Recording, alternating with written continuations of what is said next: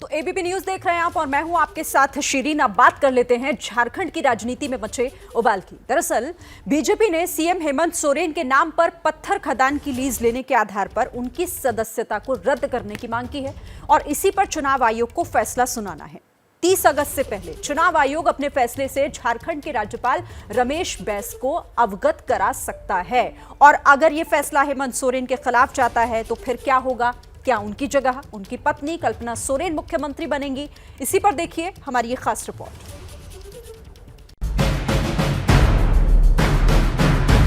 क्या हेमंत सोरेन 30 अगस्त के बाद भी मुख्यमंत्री बने रहेंगे?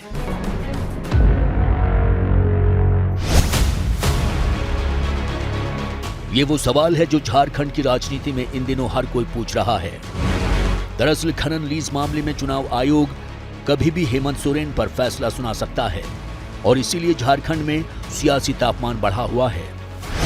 इसी मुद्दे पर 20 अगस्त को मुख्यमंत्री आवास पर यूपीए की बैठक भी हुई,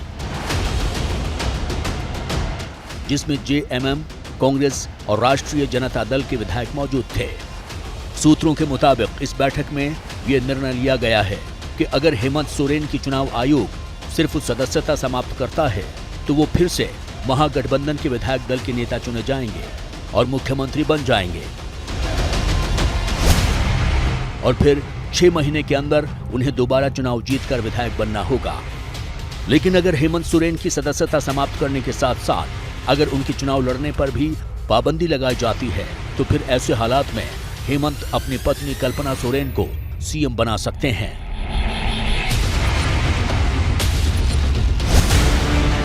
बीजेपी के गोड्डा से सांसद निशिकांत दुबे ने अपने ट्विटर अकाउंट से कल्पना के सीएम बनने को लेकर जो ट्वीट किया है उसने भी झारखंड की राजनीति में हलचल मचा दी है।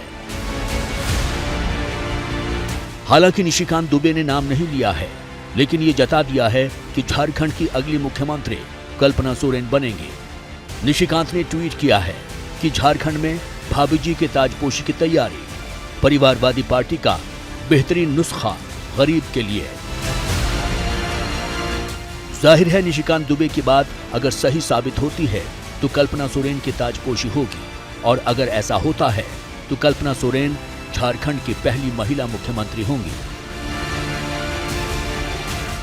निशिकांत जी का ट्वीट देखा है हमने और जो उन्होंने संभावना व्यक्त किया है उससे इनकार नहीं किया जा सकता है, परंतु अगर ऐसा होता भी है तो इसमें आश्चर्य क्या है? पहले तो मुझे लगता है कि कायदे से हेमंत सोरेन की सदस्यता समाप्त करने का आदेश चुनाव आयोग का नहीं होना चाहिए। मान लीजिए दे भी देता है चुनाव आयोग आदेश तो जेएमएम और कांग्रेस के विधायक मिलकर मेजॉरिटी में हैं, वे चला सकते हैं जेएमएम को तो चलाएंगे, नहीं तो फिर हेमंत सोरेन जी अपनी श्रीमती जी पर भी दाव लगाएं तो मुझे कोई आश्चर्य नहीं है इसमें।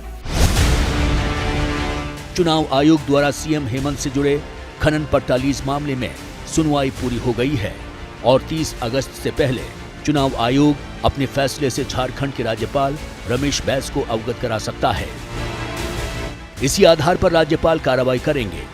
दरअसल पूर्व मुख्यमंत्री रघुवर दास के नेतृत्व में बीजेपी के प्रतिनिधिमंडल ने राज्यपाल से मुलाकात करके चुनाव आयोग से खनन पट्टा मामले में मंतव्य मांगा था। बीजेपी ने आरोप लगाया था कि सोरेन झारखंड के सीएम होने के साथ खनन और वन मंत्री भी हैं। अपने अधीन वन विभाग से उन्होंने खनन की एक लीज ली है। बीजेपी ने जन प्रतिनिधित्व कानून 1951 की धारा 9A का हवाला देते हुए कहा कि सरकारी ठेके लेने के कारण उन्हें विधानसभा की सदस्यता से अयोग्य कर देना चाहिए। अब अगर हेमंत सोरेन के खिलाफ फैसला आता है तो महागठबंधन की क्या रणनीति होगी, इसी को लेकर झारखंड में अटकलों का बाजार गर्म है। सवाल यह है कि हेमंत सोरेन के पास क्या आगे कोई कानूनी रास्ता भी बचा है? जब चुनाव आयोग मुख्यमंत्री हेमंत सोरेन जी को अयोग्य ठहराएगा तो इनके यहाँ सुप्रीम कोर्ट जाने का विकल्प तो खुला हुआ है, इसलिए कानूनी दांवपेच भी इसमें सामने आ सकता है और ये नहीं रहेंगे तो बहुमत है विधानसभा में कांग्रेस और जेएमएम को मिलाकर, ये दोनों मिलकर कोई दूसरा नेता चुनेंगे।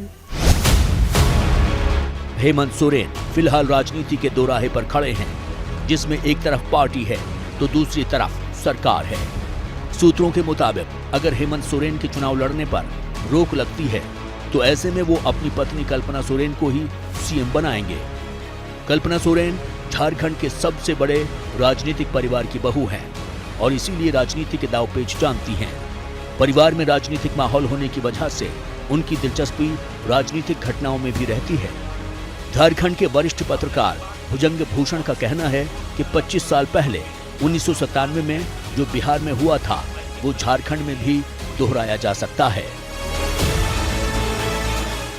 1997 में ऐसा ही प्रयोग बिहार में हुआ था जब लालू प्रसाद ने राबड़ी देवी को प्रोजेक्ट किया था और वो प्रयोग सफल भी रहा था। मास्टरमाइंड शिबू सोरेन थे जिन्होंने लालू जी को यह सलाह दी थी 1997 में, और यह समस्या अब पुनः आ गई है झारखंड सरकार पे। तो झारखंड भी एक ही सिक्के के दो पहलू हैं, बिहार झारखंड।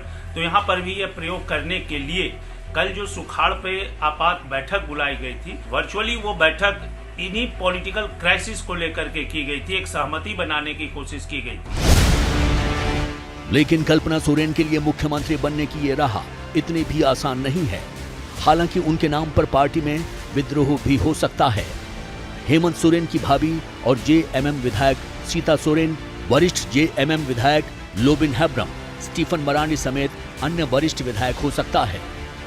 कल्पना के नाम पर तैयार ना हो इसलिए उनसे बातचीत की जा रही है। कल्पना के नाम पर सहमति नहीं बनने पर शिबू सोरेन को भी सीएम बनाया जा सकता है, क्योंकि उनके नाम पर पार्टी में सभी सहमत हो जाएंगे। दरअसल जेएमएम के किसी दूसरे नेता को सीएम न बनाने के पीछे वजह यह है कि बीजेपी कभी भी पर्दे के पीछे से खेल कर सकती है और इसीलिए सीएम की कुर्सी सोरेन परिवार के ही किसी सदस्य के पास रहने की उम्मीद है, जिसे महागठबंधन के दूसरे घटक दलों का भी समर्थन हासिल होगा।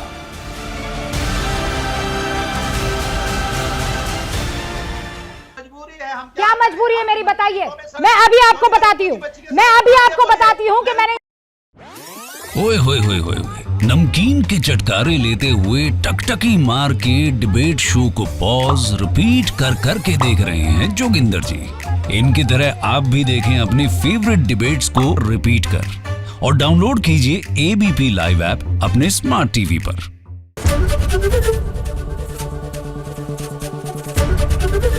एबीपी न्यूज आपको रखे आगे।